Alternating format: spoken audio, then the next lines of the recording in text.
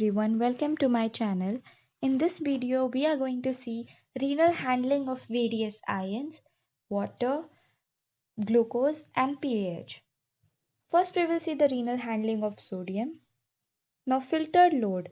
Filtered load is GFR multiplied by plasma concentration. So, in case of sodium, it will be GFR multiplied by plasma concentration of sodium. GFR is 180 liters per day and plasma concentration of sodium is 140 millimoles per liter. This gives us 25,200 millimoles per day. So the filter load of sodium is 25,200 millimoles per day. Now if there is no sodium reabsorption, then as sodium is not reabsorbed, water will also not be reabsorbed, and this will lead to hypovolemia. Hence, sodium reabsorption is important.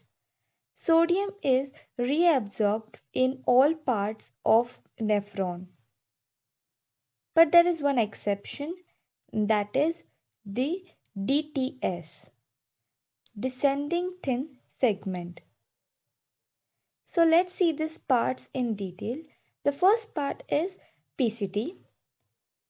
In PCT, there is almost 60% of sodium reabsorption.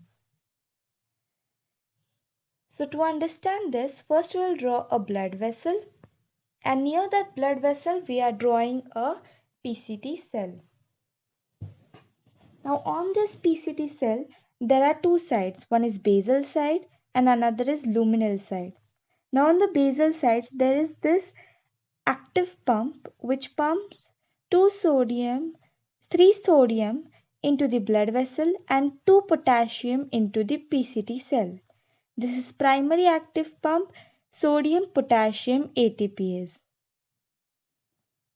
And just opposite to it there is another pump. Now if you see in the PCT cell, the sodium is deficient because sodium is continuously pumped out of the PCT cell into the blood vessel. Hence the sodium is then reabsorbed from luminal side into the PCT cell. Now with this sodium there are other substances that can go into the cell or out of the cell. And this is secondary active pump. It can be co-transport or counter-transport as shown here. Now we will see the examples of this co-transport and counter-transport. So first co-transport, which is obviously secondary active pump, there is sodium glucose, sodium amino acid and sodium inorganic phosphate. One interesting fact is that parathormone inhibits sodium inorganic phosphate co-transport. The example of counter-transport in case of PCT cell is sodium hydrogen ion. Now, basically the H plus is secreted out. Now, second part is DTS, and as we have seen, the exception, there is no sodium reabsorption in DTS. Third part is the TAL, that is thick ascending limb. In this part, there is 30% of sodium reabsorption. To understand it, again, let's draw the blood vessel. And now we are drawing this, the TAL cell, thick ascending limb cell. On the basal side, you have the pump, again, the sodium potassium pump. Primary active pump which pumps 3 sodium into the blood vessel and 2 potassium into the TAL cell. On the opposite luminal side, as the sodium is deficient, there is a pump which pumps in the or reabsorbs the sodium from the lumen into the TAL cell. Along with it, there are 2 ions entering the cell, that is potassium and chloride ions. So this is secondary active pump, that is sodium potassium 2Cl minus 2 chloride co-transport. Then the fourth one is DCT. DCT, there is 7% sodium reabsorption in DCT. Again we are drawing a blood vessel and here we are drawing the DCT cell. Our pumps, primary active pump, that is 3 sodium ions into the blood vessel and 2 potassium into the cell, and then again sodium coming reabsorbed from the lumen to the cell by secondary active pump. Along with it the chloride enters, and that is sodium chloride co-transport. Now one more thing you are studying here, there is the inhibitor of sodium potassium 2 chloride co-transport, that is Lasix. Lasix is a loop diuretic. And then there is inhibitor of sodium chloride co-transport, that is thiazides. These are also diuretics. Then next is the late DCT and collecting duct. In late DCT or collecting duct, there is 3% sodium reabsorption. Now, this late DCT and collecting duct have two types of cells, P cells and I cells. P is for principal cells, I is for intercalated cells. Now, in this P cells, what happens is there is sodium, potassium or water reabsorption. But in I cells, there is the hydrogen ion secretion, H plus secretion. So you have your blood vessel and your late DCT or collecting duct cell. Again there is our pump, sodium, potassium, ATPase pump, primary active pump. And just opposite to it, in the luminal side, we have here exception. We don't have any active transport in the luminal side. We have here passive transport. There is this epithelial sodium channel. It is a passive channel through which the sodium enters into the collecting duct or late DCT cell, and there is passive secretion of the potassium. All this is mediated by aldosterone. Aldosterone causes K plus secretion and Na plus reabsorption.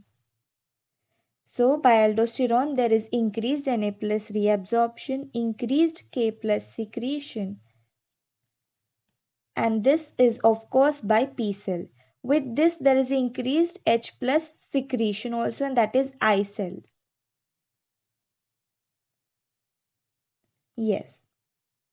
Now one more thing is this aldosterone is inhibited by spironolactone. It is also a diuretic, and epithelial sodium channels are inhibited by amiloride. It is again diuretics. Both are potassium sparing diuretics. Now in case of aldosterone, how is it aldosterone stimulated? If there is decreased sodium level, then you have activation of RAAS system, and which activates aldosterone. Or if there is increased potassium, then there is activation of aldosterone directly. RAAS is renin angiotensin aldosterone system. Moving on to the renal handling of potassium. Now, filter load just like the sodium. In case of potassium also, it will be GFR into plasma concentration of the potassium. GFR is 180, plasma concentration is 4, so it will be 720 millimoles per liter. Now in case of potassium, you need to know that potassium is the only ion that is both reabsorbed and secreted. Now, the reabsorption of potassium occurs in two places, that is PCT and thick ascending limb, whereas Secretion of the potassium ion occurs in late DCT and collecting duct. In thick ascending limb, we have seen the sodium potassium to chloride co-transport, and in late DCT and collecting duct, we have seen the potassium secretion by aldosterone mediated passive transport. So here the PCT reabsorption, we are dividing it into passive and active. PCT reabsorption of potassium. And you need to know that in PCT there are leaky tight junctions. Now there are two types of tight junction. One is leaky and another is tight. Leaky tight junction are present in PCT and hence there could be transport of the ions through it. In case of collecting duct, there is tight junctions. So there is no transport along it. Now this PCT absorption, passive is by solvent drag and active one is by pump, but it is an unknown pump. Now let's do this PCT again by blood vessel, drawing the blood vessel and this cells. Now I am drawing two adjacent PCT cells here like this. Yes, these are two adjacent PCT cells. Now, of course, on these cells again there will be our sodium potassium ATPase pump. Okay, and these both are PCT cells. Now see this pink color thing which I am drawing. This is your leaky tight junction. Leaky, okay? So the adjacent cells will form the these leaky tight junctions with other adjacent cells. Now what happens is, through this leaky tight junction, the water and the dissolved solutes in the water, like your potassium, these are passively passing through this junction, and that is your solvent drag. The solute is being dragged by this water. Now here you can see the potassium is getting reabsorbed. Along with it there is a pump that is unknown, and there is the reabsorption of potassium. Now moving on to the renal handling of calcium.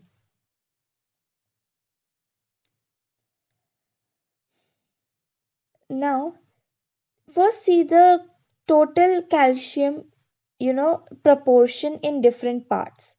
Now total plasma calcium is in two forms, bound form and free form. So there is 50% in bound form and 50% in free form. Whatever is in free form, that is only filtered. Now what is the site and mechanism of calcium reabsorption?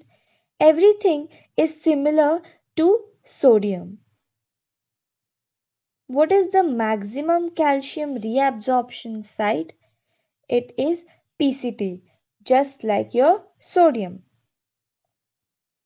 And we also know that parathormone, it increases the calcium reabsorption in specifically DCT.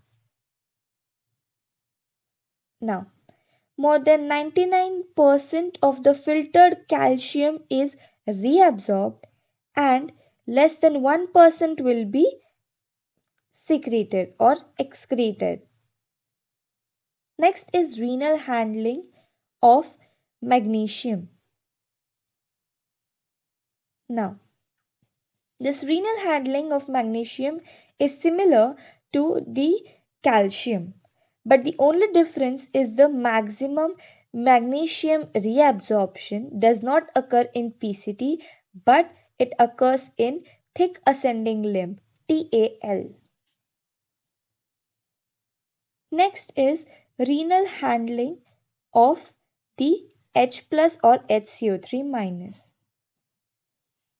Kinda different but an important concept. Now, no filtration of H plus, no free H plus in plasma, so there is no filtration of H plus. Whatever H plus is formed there needs to be secreted, and this H plus secretion is more in PCT than collecting duct. However, the acidification of urine happens in collecting duct. Why is this so? Because there is a buffer present in PCT. So in PCT, let's draw the blood vessel and the PCT cell. Now, in this PCT cell, first we have your lumen side in the PCT cell and the blood vessel. Now the carbon dioxide plus water in the cell itself is converted to H2CO3 with the help of enzyme carbonic anhydrase. And this H2CO3 further divides into HCO3 minus, that is the bicarbonate ion, and the H plus.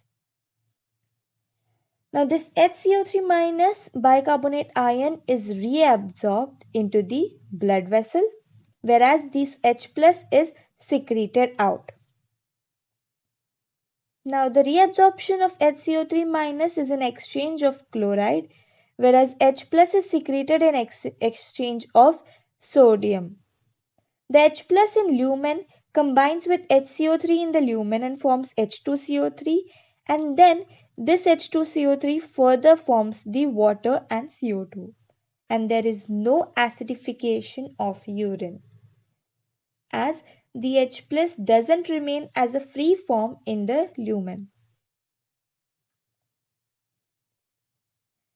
And you can see here the Na plus H plus counter transport secondary active, which I have mentioned earlier while seeing the renal handling of sodium. So if you see, for one H plus secretion, one H plus secreted, there is one HCO3 minus or bicarbonate ion that is reabsorbed. But as you can see, this is indirect HCO3 minus reabsorption. Yes, because you can see the HCO3 minus is disappearing in the lumen and appearing suddenly into the blood vessel. And along with it, there is sodium reabsorption. Then there is an inhibitor of carbonic anhydrase, that is acetazolamide.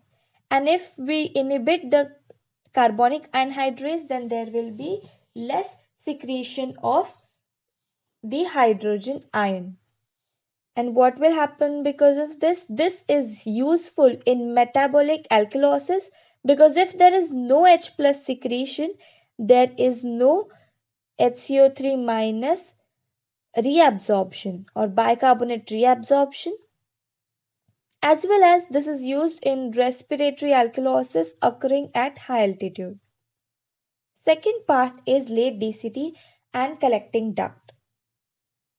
Again we will draw the blood vessel and the cell, late DCT or collecting duct cell. Now there is the carbon dioxide plus water in presence of carbonic anhydrase forming H2CO3, which gives HCO3 minus and H plus. Now this H plus is going out by a pump and K plus is taken inside.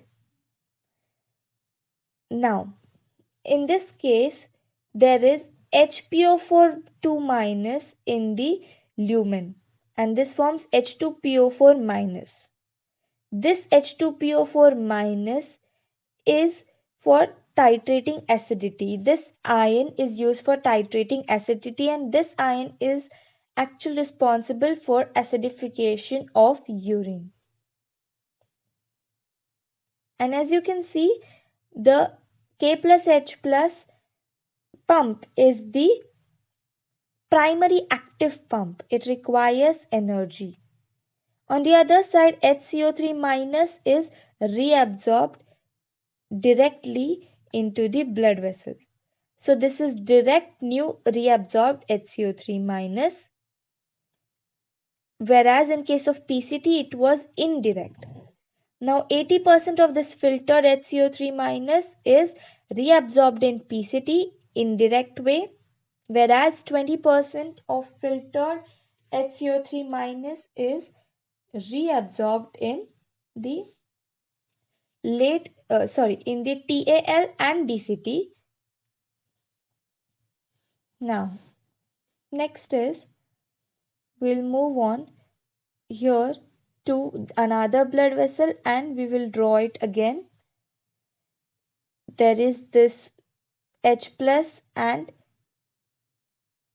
K plus primary active pump, but here there is glutamine which releases the ammonia. Ammonia goes out into the lumen passively, combines with H plus secreted and forms ammonium ion, NH4 plus, and this is your non-ionic diffusion.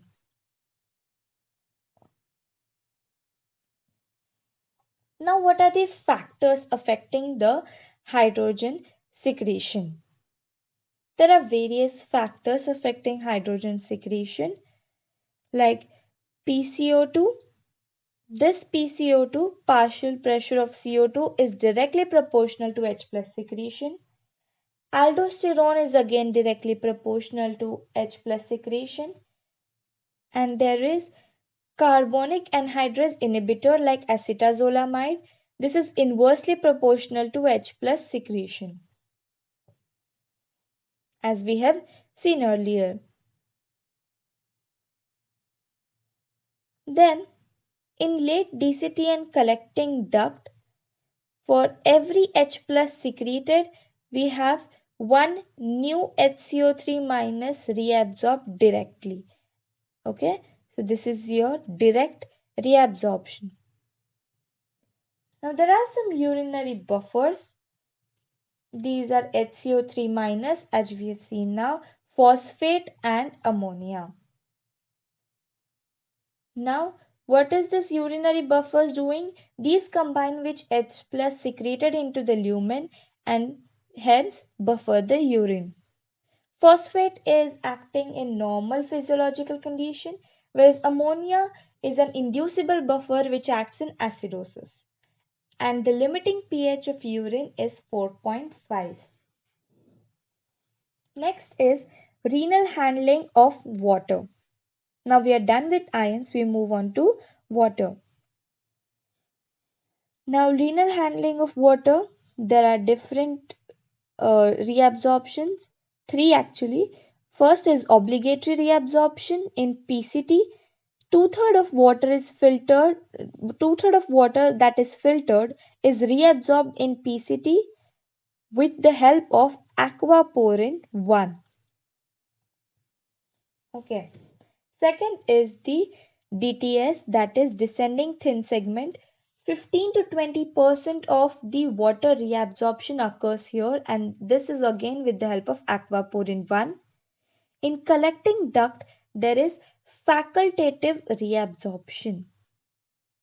Here there is 13 to 15% water reabsorption in collecting duct.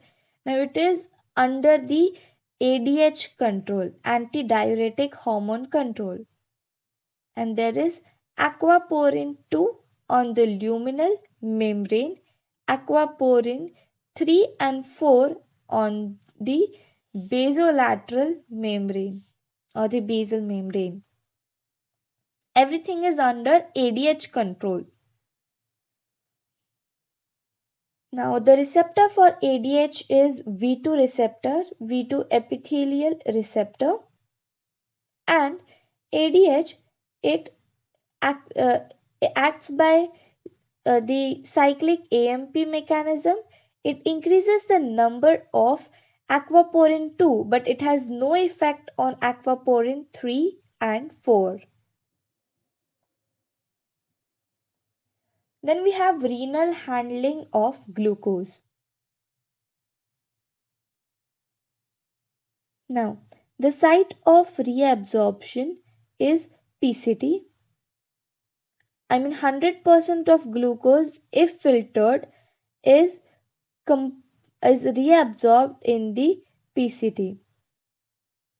Okay, only when the plasma glucose is less than the renal threshold. If the renal threshold is high, then the glucose will be excreted out. Now, first we have blood vessel, then this PCT cell.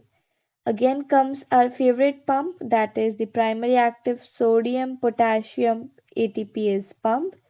Opposite to that, we have the sodium glucose secondary active co-transporter, which we have already discussed.